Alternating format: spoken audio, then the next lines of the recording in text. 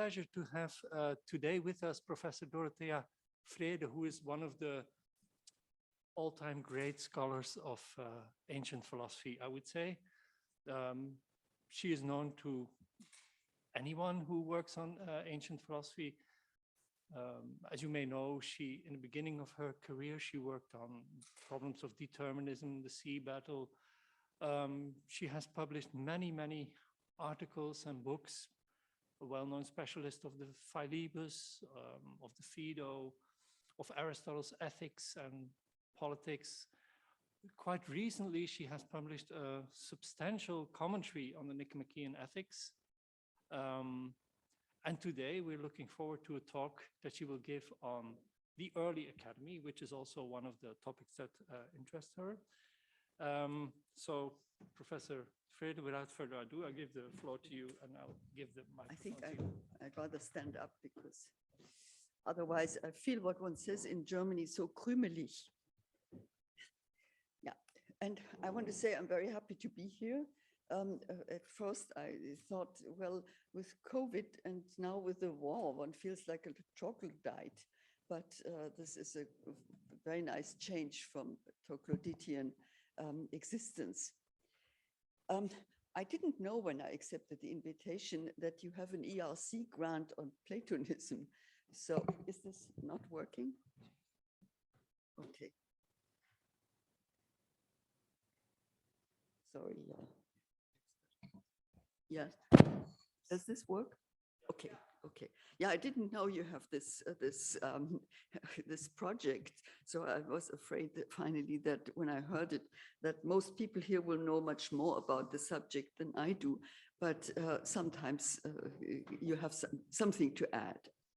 Actually, the title is also a bit wrong, what Plato thought, a riddle of the early academy. As you look at the handout, you will see it's two riddles, but they're connected riddles. But I didn't know at the time when I accepted the invitation that it would be more than one riddle. So, as a young scholar, I was told that it was bad form to start a talk with an anecdote.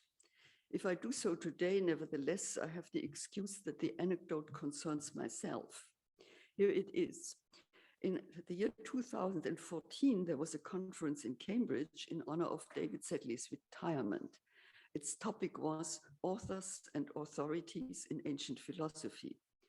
I was not among the speakers, but I was asked afterwards to make a contribution to the Festschrift because the organizers had found a significant gap in the program. No one had chosen to speak about Plato, Aristotle, or the Academy. Could I write something about the kind of authority Plato was in the Academy? And I somewhat thoughtlessly promised to do so. But once I gave the matter further thought, I realized that I had been quite mad to accept and to promise an article within 3 months. With the exception of Aristotle, I had never done any proper work on Plato's successors. And I neither wanted to take a position for or against the critique raised by Harold Churnis against Aristotle's reception of Plato, nor on the esoteric doctrine constructed by the members of the Tübingen school of Platonists. But how could I master the material on my own within such a short time? A word search for Plato in Aristotle's work with the help of the TLG would certainly not do.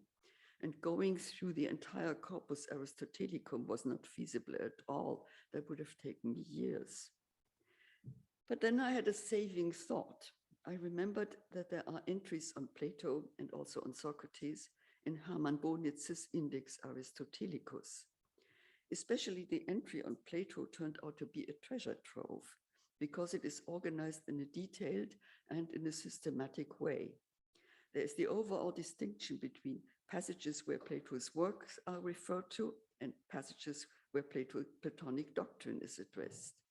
There's the further subdivision into works where both the title and either the name of Socrates or Plato is referred to, and B, where the work is mentioned without the name, and C, where Plato's name is referred to, but the work is uncertain, and D, where neither Plato's name nor the work is mentioned, but the position is that is reported can be identified as Platonic, with certainty or high probability. And as far as the doctrine is concerned, Bonitz adds short explanations of the concern of the respective passages, such as the forms, Plato's principles, mathematics, sensibilia, cosmology, psychology, and so forth. Bonitz not only knew his Aristotle, he also, of course, knew his Plato thoroughly. There are hundreds of entries in the index. Plato turns out to be all over the place in Aristotle's work, much more so than I had anticipated. I did not go through all those entries in depth, but a survey gave me a much better idea of the manifold uses that Plato's disciples made of his work. As it turns out, knowledge of Plato's work was not just presupposed, but some of his dialogues were actually treated as repositories of arguments rather than explicitly discussed. This is true, for instance, of Plato's largely operatic treatment of friendship in the Lysis, in Aristotle's discussion of friendship in Nicomachean Ethics, Book 8 and 9, but it's also true of Plato's conception of pleasure as defined in the Philebus, that is clearly presupposed in Aristotle's discussion of pleasure in Nicomachean Ethics, Book 7 and 10. Neither the Lysis nor the Philebus is referred to by name in Aristotle, but he seems to have taken a thorough familiarity with Plato's treatment of those issues for granted. It should be noted that Aristotle's expectation of a thorough familiarity with Plato's works concerns Aristotle's own disciples and at a much later time, for he could not have referred to Plato's works in the way he does unless those works had been part of the reading in his own school, the Peripatus. So Plato was all over the place, and not just in the academy and in Aristotle's early works. Plato says must have been as familiar among the philosophers in Athens as it is to us nowadays. In Aristotle, there's in fact no other philosopher who is referred to even as remotely as often as Bonitz's index shows. Interesting as all this is, for the further discussion, I have to limit myself to 2 points. First, I will comment on one of the riddles that the intellectual life in the academy presents, namely that there was a lot of disagreement among Plato's disciples about central points in his philosophy. In the second and shorter part, I will speak about the riddle of Plato's seeming insouciance about that disagreement. But before I start, certain confessions are apposite concerning my own stance towards Plato. I will limit my confessions to 2 points. First, I'm not a Unitarian, but rather an evolutionist. Given that Plato worked in philosophy for some 50 years, it is only to be expected that his thoughts not only broadened and deepened in perspective, but also that he sometimes changed his mind on certain issues. Second, I don't think that Plato used either Socrates or any of his other main speakers in any of his dialogues just as his own mouthpiece. What speaks against this assumption concerning Socrates is not only the different roles that Plato lets him play, but also the difference in seriousness and in the open-endedness of many of the discussions. Furthermore, Plato never tells us all that we need to know in order to claim certainty about his intentions, both in dialogues with Socrates and without Socrates as the main speaker. We are not alone with this diagnosis. The difference in character of Plato's dialogues was already noted in antiquity. The so-called Middle Platonists, for instance, located the difference not in Socrates himself, but rather in his interlocutors and in their character.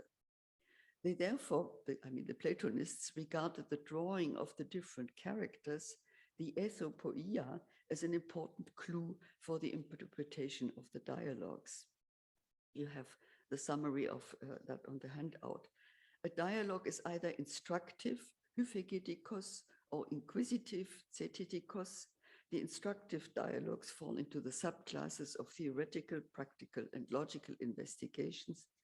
And of the inquisitive kind, one sort aims at training, gymnastikos, the other at victory in controversy, agonistikos, and so forth. That not all dialogues lead to a clear result is not denied. This is the quotation from Diogenes. Where Plato has a firm grasp, he expounds his own views and refutes the false one. If the subject is obscure, he suspends judgment. But this kind of categorization of Plato's dialogues was, of course, introduced only some 300 years later, in the 1st century BC, after the skeptic approach to his work had lost its attraction, and the Platonists offered dogmatists' interpretation of his work once again. Unfortunately, we do not have any such detailed information about the reception of Plato's dialogues in his own school, the Academy, either during his lifetime or in the years after his death. But we do have reports about disagreements concerning his philosophy. And to that we first turn now. This is Riddle 1, the Disagreements. We have information that his students not only disagreed with him on substantial points, but that they also disagreed with each other about his philosophy. And that fact speaks for the assumption that there simply was no orthodoxy concerning the treatment of Plato's work in his school. Furthermore, this disagreement seems not to have started only after his death, but that the disagreements existed already while Plato was alive and active. Aristotle is our main witness, of course. While we do not have information about the date of the origin of his works, it is clear that some of them must have originated while he was still a member of Plato's school. When Plato died, Aristotle was 37 years old, and it is inconceivable that up to that date he had stuck faithfully to Platonic doctrine and that he became critical of it only afterwards. Even if the anecdotes about the young Aristotle's rebelliousness are later inventions, for instance, the foal kicking against its mother, he must have developed philosophical and scientific interests of his own from a fairly early age on. Given that the tripartition of philosophy and logic, physics, and ethics existed already in the academy, it is likely that there were versions of the many of Aristotle's central works in the different branches of philosophy, our critical stance to Jäger's reconstruction of the Urphysik, the Urethik, and Urmetaphysik notwithstanding. That there was disagreement about Plato's philosophy among his disciples is not only clearly indicated in Aristotle's work, but it is also reported by other disciples whose work has not survived. We do not know how critical they were of the details of his philosophy, but it is clear that neither his nephew and successor Speusippus did accept the theory of forms, nor did Xenocrates, the successor of Speusippus. Speusippus abandoned separate forms altogether, and Xenocrates seems to have held a much watered down version of it. And if they were critical about this central issue, they may well have disagreed about many other questions as well. Unfortunately, we have no information about how precisely Plato's dialogues were studied in his school. It is interesting to note, however, that Aristotle differentiates between the historical Socrates and the Socrates of the dialogues. That he did so is clear from his report in Metaphysics Alpha. You have it on the handout, that's text 1. I'll just read it out. Socrates was busying himself about ethical matters and neglecting the world of nature as a whole, but seeking the universal in these ethical matters, and he fixed his thought for the first time on definitions. Plato accepted this teaching, but held that the problem applied not to any sensible things, but to entities of another kind, for this reason that the common definition could not be a definition of any sensible thing, as they were always changing. Things of this other sort, then he called it ideas, idei, and sensible things, he said, were apart from these and were called after them. Some people have tried to deny the importance and correctness of this report because when Aristotle joined the school in 367, Socrates had been dead for decades. But it would seem that, given that the academy was not a huge anonymous institution, but rather a small organization, it would have been very strange if there had not been any information about the historical Socrates in the school as well as in Athens at large. In addition to Aristotle's explicit differentiation between Socrates and Plato in the metaphysics, there is the first observation first made by Fitzgerald in around 1850, after whom it was then called Fitzgerald's canon, that Aristotle uses the article ho Socrates when he's concerned with the figure in Plato's dialogues, while dropping it when he's concerned with Socrates, the historical person, and his views. So Aristotle, in his report in Metaphysics Alpha, is clearly referring to Socrates himself, not to the figure in one of the dialogues. With that said, let us now turn to the fact that there was so much insecurity and disagreement about Plato's philosophy among his disciples, whose chief witness is, of course, Aristotle. You will remember his sometimes rather brash criticism of certain Platonic doctrines, most of all of the theory of forms. Thus, Aristotle more than once denounces participation in the forms as sheer nonsense. I quote, that's text 2, and to say that the forms are patterns and the other things share in them is to use empty words and poetical metaphors. Even ruder is the claim in posterior analytics that the forms should be left alone because they are mere twitterings, theoretismata. Now, Aristotle famously expresses himself much more respectfully in his objection to the form of the good in Nicomachean Ethics, Book 1, Chapter 6. He apologizes there to the friends who had introduced the forms with the claim that although piety requires the honoring of friends, it is more important to give preference to the truth. But apart from the much more respectful tone, the objections to the form of the good display quite some similarities with the disrespectful discussion of the forms in Metaphysics Alpha 9, in that Aristotle seems not to be concerned with any of Plato's texts directly, but to present a kind of catalogue of objections to Plato's theory of forms that he shared with other members in the academy. That criticism suggests that Plato's disciples never received a satisfactory explanation of the precise meaning of participation. We just have to remember Plato's somewhat evasive pronouncement in the first part of the Parmenides that the solution of that problem requires a man of extraordinary gifts. I have written the text down on the handout, but will not quote it fully. And even more so, if he be able to teach it to others. But unless such a person could be found, the art of dialectic would be destroyed altogether. Plato's Parmenides does not claim to be that man, and it remains unclear in how far the dialogue's second part is to provide enlightenment on that important issue. The laborious game that still gives trouble to the readers today is, after all, supposedly only the preparation to the solution of the difficulties, but not the solution itself.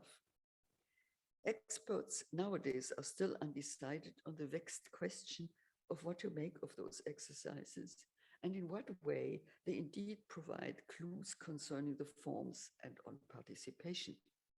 Strangely enough, in his various complaints about the theory of forms, Aristotle never refers to the Parmenides, and although he cites the third man argument several times as an objection to the theory of form, he does not even mention the fact that Plato at least addresses the problem with the example of the form of the large in the Parmenides.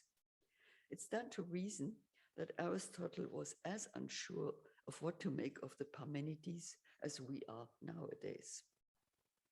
Be that as it may, by far the most prominent witness to the fact that Plato's philosophy presented unresolved problems to his disciples is the interpretation of the Timaeus. There apparently was deep disagreement whether to interpret Plato's cosmology in a literal or in a metaphorical sense. Aristotle discusses this problem most extensively in De Caelo, as is natural for him to do in Book 1, Chapter 10. No matter how reliable or unreliable a witness we take Aristotle to be in other respects, there can be no doubt that there were two parties among Plato's students from early on. Foremost among the metaphoricists were Plato's disciples Speusippus and Xenocrates, while Aristotle himself presents himself as a staunch, if highly critical, literalist. And then he objects, Plato is mistaken if he holds that a generated world will not perish. In his discussion of the problem in the De Caelo, Aristotle does not claim, however, to have Plato's word on his side. His refutation of the metaphoricist interpretation just aims to show that and why it does not work, if it claims that the story of a creation by a demiurge is told merely for illustration's sake. You have the text, but I won't read it out. The metaphoricists seem to have compared creation with a geometrical construction that starts from the first elements and that only pretends that the demonstration is a process in time. Against this analogy, Aristotle points out that while a geometrical proof allows you to have all the elements of the proof simultaneously, namely points, lines, triangles, diagonals, and so on, that is not so with a process of generation in time. The cosmos cannot simultaneously be in a state of pre-cosmic disorder and in a state of cosmic order. Disorder and order must be separate phases. A metaphorical interpretation of the demiurgic process, therefore, simply does not work. Another point of critique and disagreement that is still with us concerns the interpretation of the receptacle or nurse of all becoming that constitutes the third kind of being in the Timaeus. Aristotle objects to the coherence of that conception quite extensively in his discussion of place in Physics 4, Chapter 2.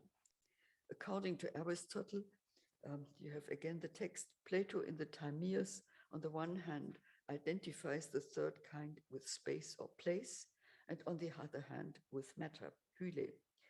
As Aristotle sees it, these two kinds of principles have to be kept separate because the substrate of a body and its place are different things. This is important because Aristotle in that connection mentions that the account of the receptacle in Plato's so-called unwritten doctrine, the agrapha dogmata, differs from the one given in the Timaeus. But he insists that Plato nevertheless did identify place and space. The question of the status of those unwritten doctrines is a quagmire of its own, because Aristotle obviously does attribute to it some kind of authoritative status. It must have been a doctrine that was not found in the dialogues, but that people could refer to and cite in report of their interpretation of Plato's philosophy. Although this reference prima facie does speak for the existence of an esoteric Plato, it is not a confirmation of a Geheimlehre as it is favored by the esotericists among the Plato's present-day admirers, for it does not refer to mysterious principles like the one and the infinite, the dyad, or to the great and the small. But what Aristotle is referring to in the physics remains an open question, given that he never mentions the unwritten doctrine anywhere else, and that we have no other contemporary sources about it. Fortunately, our concern here is not with possible solutions to these difficult problems, but rather with the fact that there was obviously quite some uncertainty about fundamental issues in Plato's philosophy among his disciples during his lifetime. These uncertainties do not just concern the arcana of his metaphysics or his necessarily speculative cosmology. The problems also concern more mundane and more practical questions. Thus, Aristotle complains quite extensively in his Politics about unclear points and open questions, both in Plato's Republic and in the Laws. They concern both matters of principle, but also simple matters of organization. For instance, in Politics 2, Aristotle starts out with the following claim about the community of women and children. I think I've omitted it from the handout, unfortunately. The principle on which Socrates rests the necessity of such an institution is not established by his arguments. Further, as a means to the end which he ascribes to the state, the scheme taken literally is impracticable. And how are we to interpret is nowhere clearly stated. I'm speaking of the premise from which the argument of Socrates proceeds, that the greater the unity of the state, the better. And Aristotle's chief objection is that there's too much unity in Plato's state, so that is no longer a state, but rather a large family. The list of complaints and objections in Politics 2, chapter 2 to 6 is actually very long. I will not bother you with the details, nor try to defend Plato against Aristotle's criticism, because the justifiability of Aristotle's reproaches is not our topic here. We don't have to sit in court judging the case de malignitate Aristotelis. Suffice it to say that as far as Aristotle's treatment of Plato's texts is concerned, it is very hard to disagree with Carlos Steele's diagnosis that Aristotle was a superficial reader, never attempting to search for a deeper meaning. I quote Carlos Steele, "He does not pay much attention to the literary genre of the dialogues. He does not allow any mixture of playful elements into an argument. He does not distinguish between myth and argument. ... Aristotle apparently attempts to explain Plato's texts, as all subsequent readers of Plato have done until now, without having any privileged relation to the author of the dialogues." The main point of this critique, for our purpose, is indeed the impression that Aristotle appears to have had no privileged access and information about Plato's intention that goes beyond the dialogues. Unfortunately, we do not know how representative Aristotle was in that respect in comparison with the other members of the Academy, because none of their work has survived. There is the trite fact that we know very little about the organization and about the intellectual life in Plato's school in his lifetime. You will all remember the satirical remarks in Harold Chernus's Riddle of the Early Academy, that modern interpreters therefore have a tendency in their reconstruction of Plato's school to project the organization of their own academic institutions back on the Academy. Here is an abridged version of his remarks.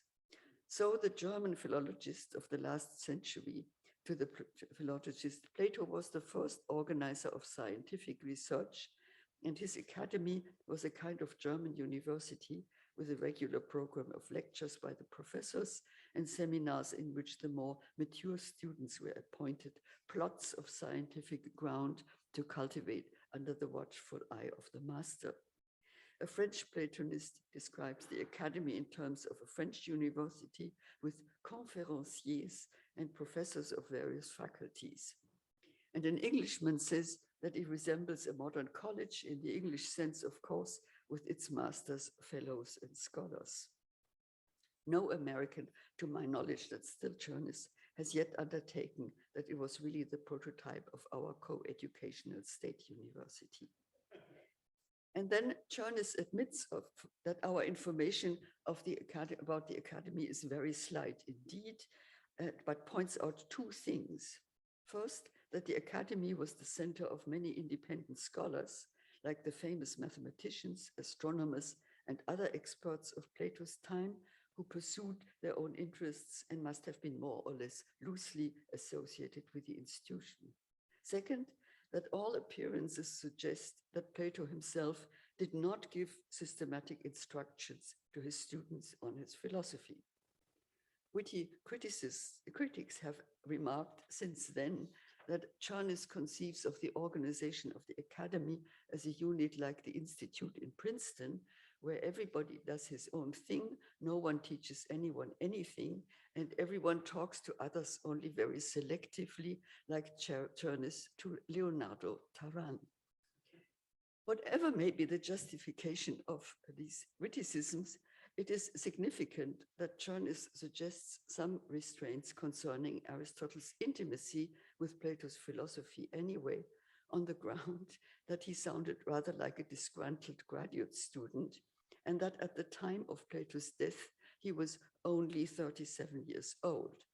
Given the Republic's timetable of higher education, so Chernus, Aristotle would just barely have been admitted to the study of dialectic.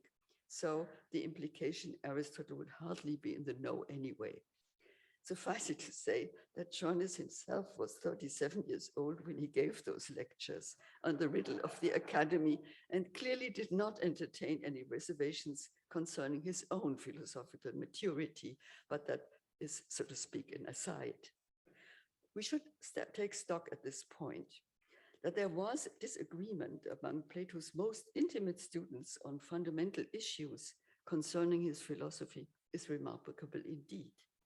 But what is even more remarkable is the fact that none of them seems to have consulted Plato on those central issues. So what should really bother us is the trite question, why did they not ask Plato? Or more emphatically, why did they not ask Plato?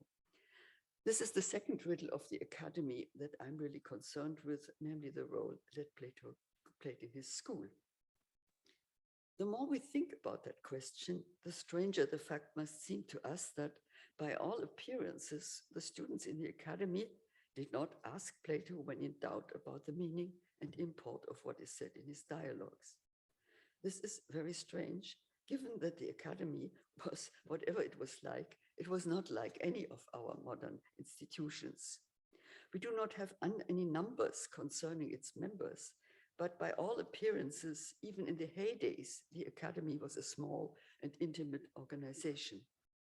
To be sure, there seems to have been official distinctions between different age groups and degrees of intimacy. And I have this on the handout.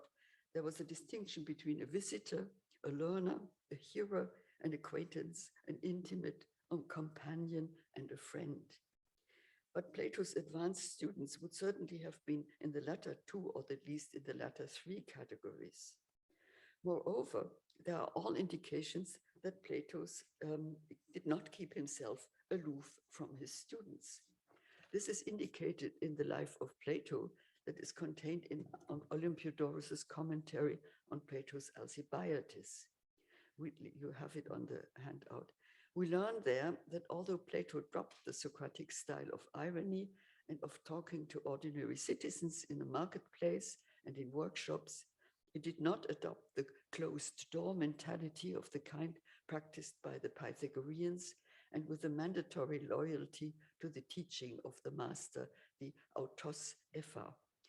Instead, Plato adopted a more open, sociable style, politikoteron, so that the teaching in the academy seems to have been free from any sectarian atmosphere. But if that was so, it seems all the more bewildering that the students, especially the intimates and friends, did not seem even to have consulted Plato on fundamental problems of his philosophy and on questions that are left open in his dialogues. Why in the world, we must wonder, did they not do so, especially in view of the fact that thorough familiarity with his work was presupposed, as I claimed at the beginning of my talk. After all, except for the time that Plato spent in Sicily, he seems to have been alive and well for decades, composing dialogue after dialogue that he seems to have made readily available to his students. Only the laws are said to have been unfinished during his lifetime. But Aristotle clearly knew it well enough, as his comments on the differences between it and the Republic show. So once again, why on earth did Plato's friends and disciples not ask him about all these points of uncertainty? The answer to this question must rely, of course, heavily on speculation, for there are all too many factors about which we have absolutely no information. Thus, we do not know when exactly the academy was founded and what it was like in its incipient years, or how it changed over time. In addition, we do not know when and why Plato started to write his dialogues, and how they figured in the teaching of his school right from the beginning. But here for all they may be worth on my suggestions concerning these questions. If Plato started to write his dialogues soon after the trial and execution of Socrates, he must at first have been concerned to demonstrate to the Athenians who it was they had killed. Certain of Plato's dialogues would then have been written years before the foundation of his school, but they would have been accessible to an interested public.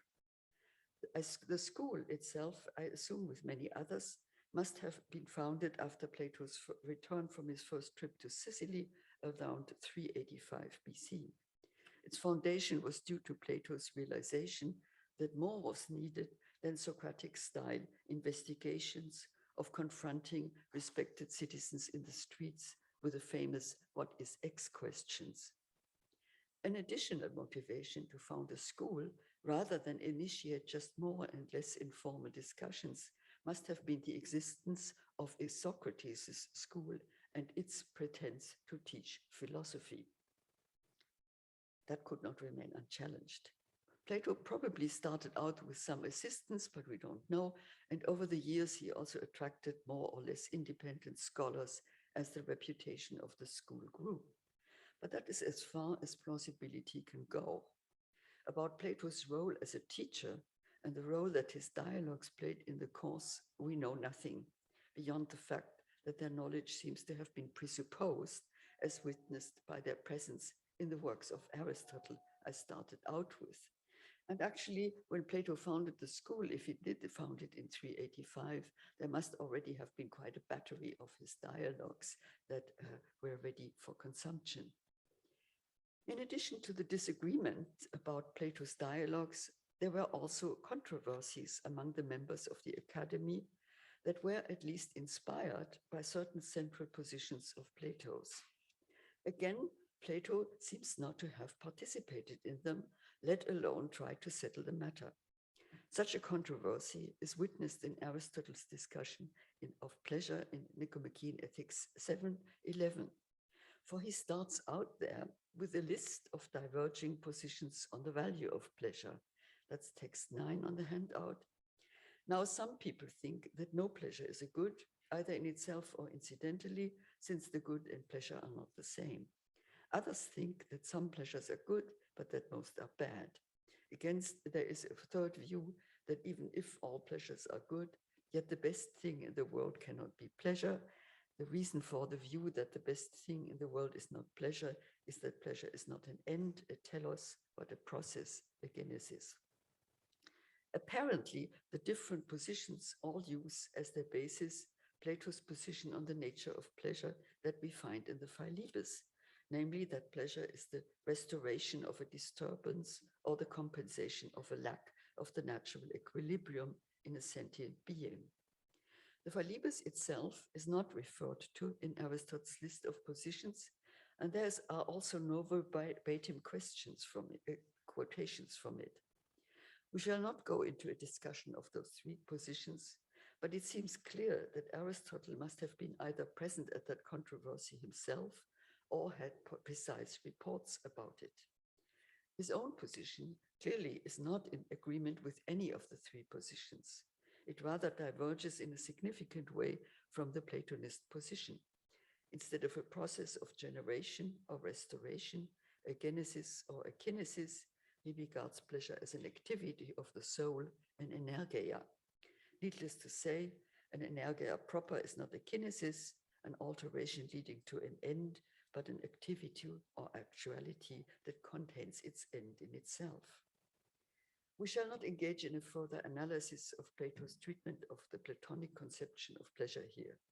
That he regards it as a serious challenge is witnessed by the fact that in the revised version of the discussion in Book 10, the Platonic conception is still the basis of Aristotle's critique, although there is no longer a list of three positions, and Aristotle is concerned more than he was in Book 7 with the explanation of his own conception of pleasure as a kind of perfection of an activity.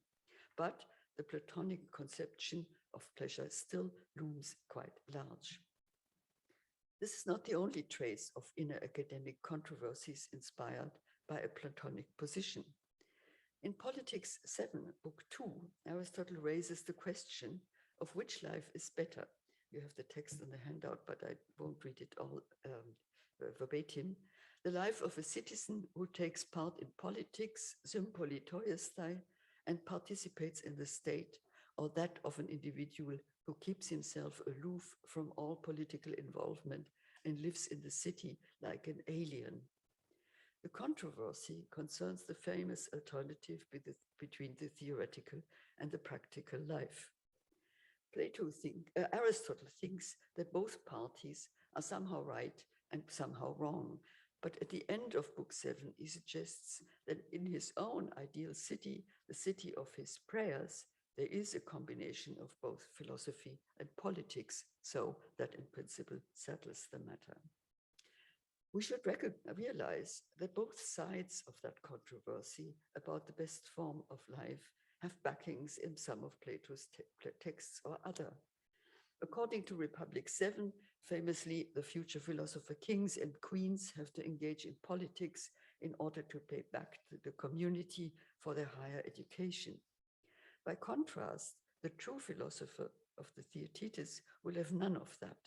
He shuns the marketplace as well as all other public gatherings, and of his neighbor, he does not even know what kind of an animal he is.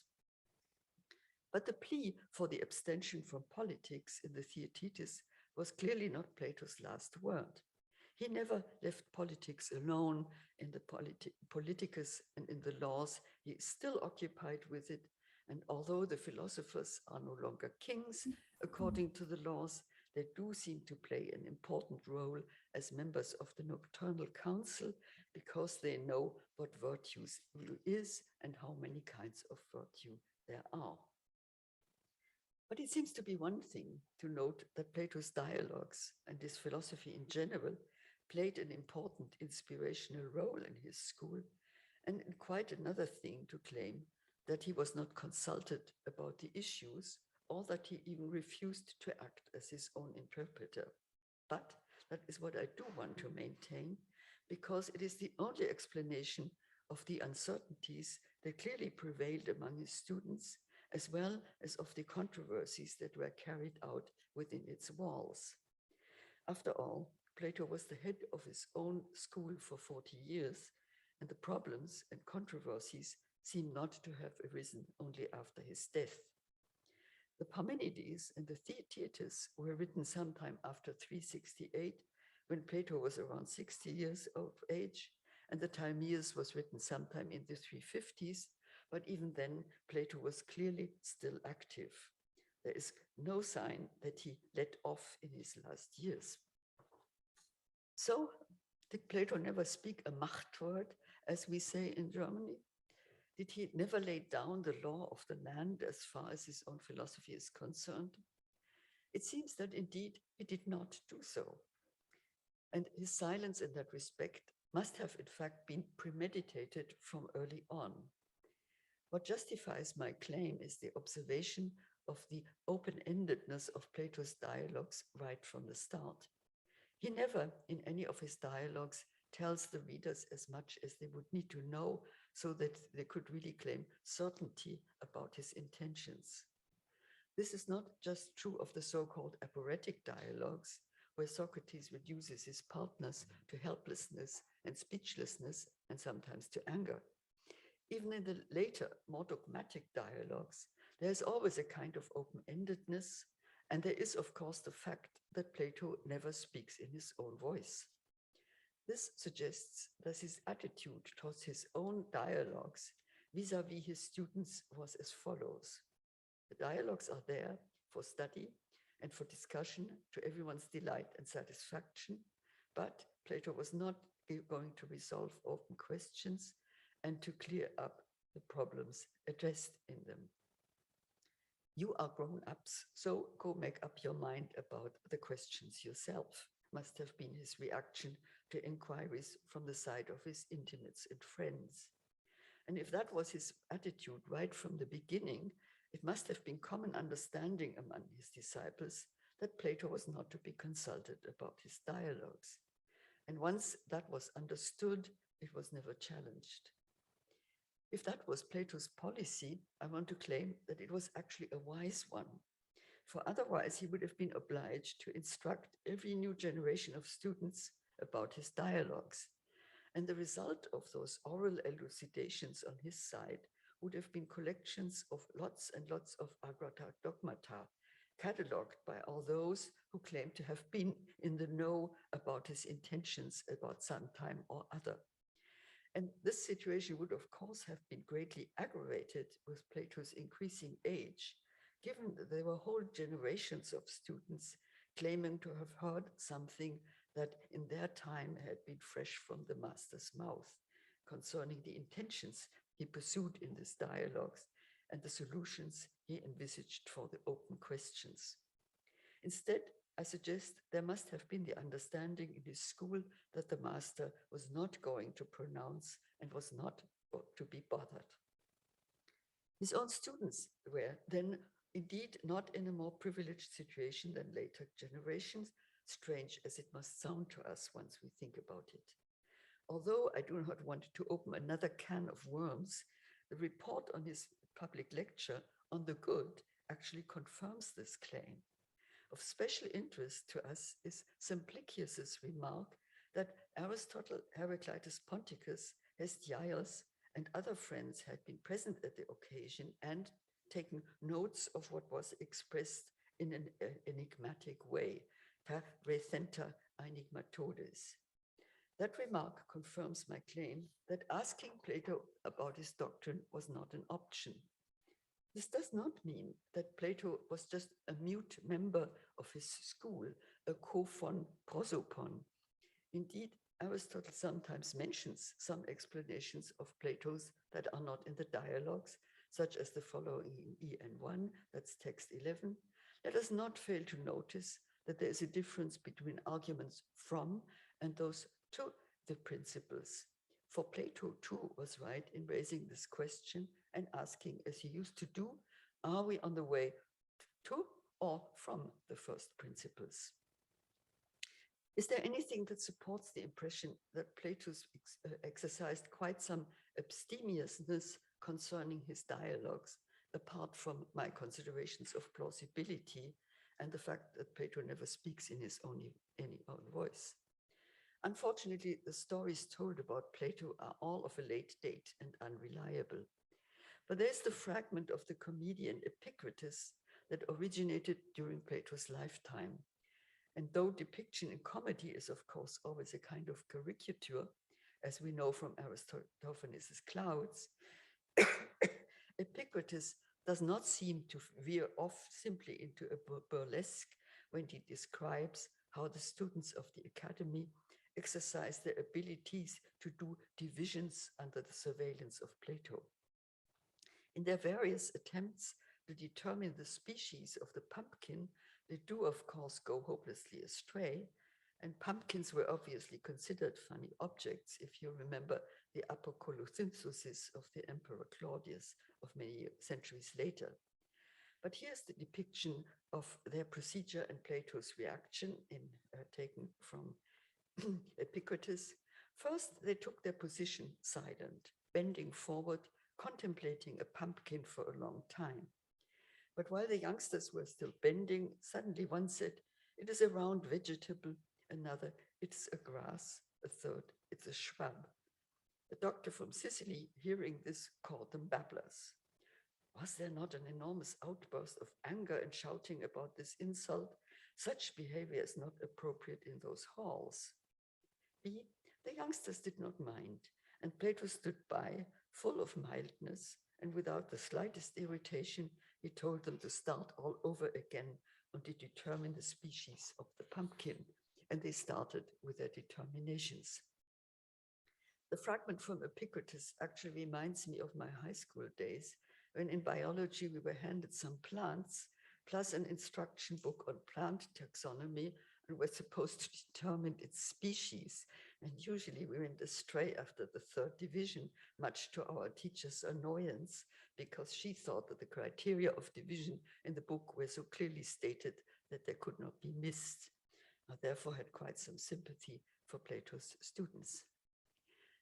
Even if the comedy is a caricature, Plato's reaction to his students' hopeless attempts will have been sufficiently close to reality. He does not despair or wax impatient, but he also does not provide the solution himself.